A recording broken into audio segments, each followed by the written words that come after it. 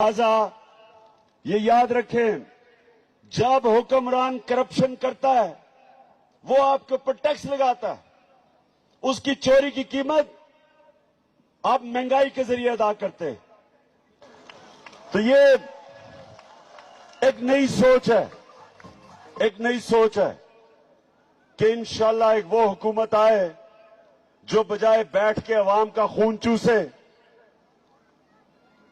پیسہ چوری کر کے ملک سے باہر لے جائے، ملک کو مقروض کر دے، قرضے لے لے کے ملک کو مقروض کر دے، قرضوں کی قسطیں ادا کرنے کے لیے عوام پہ ٹیکس لگا دے، کبھی بجلی مہنگی، کبھی گیس مہنگا، کبھی کھادیں مہنگی،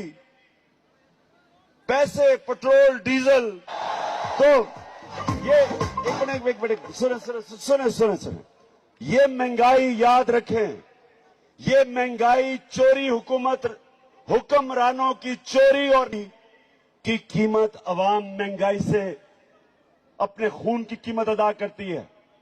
مہنگائی سے، غربت سے، بے روزگاری سے، کیونکہ جب چیزیں مہنگی ہونی شروع ہوتی ہیں، مثلا میں نے ایک فیکٹری لگانی ہے، اب میں فیکٹری لگاؤں گا، ہندوستان میں بجلی بھی سستی، پاکستان سے گیس بھی سستی، یہاں انہوں نے ٹیکس لگا کے بجلی بھی مہنگی، گیس بھی مہنگی، تو میری فیکٹری میں جو بھی میں چیزیں نکالوں گا وہ کیسے مقابلہ کریں گے ہندوستان کا؟ لہذا یہ یاد رکھیں، جب حکمران کرپشن کرتا ہے وہ آپ کے اوپر ٹیکس لگاتا ہے، اس کی چوری کی قیمت آپ مہنگائی کے ذریعے ادا کرتے ہیں۔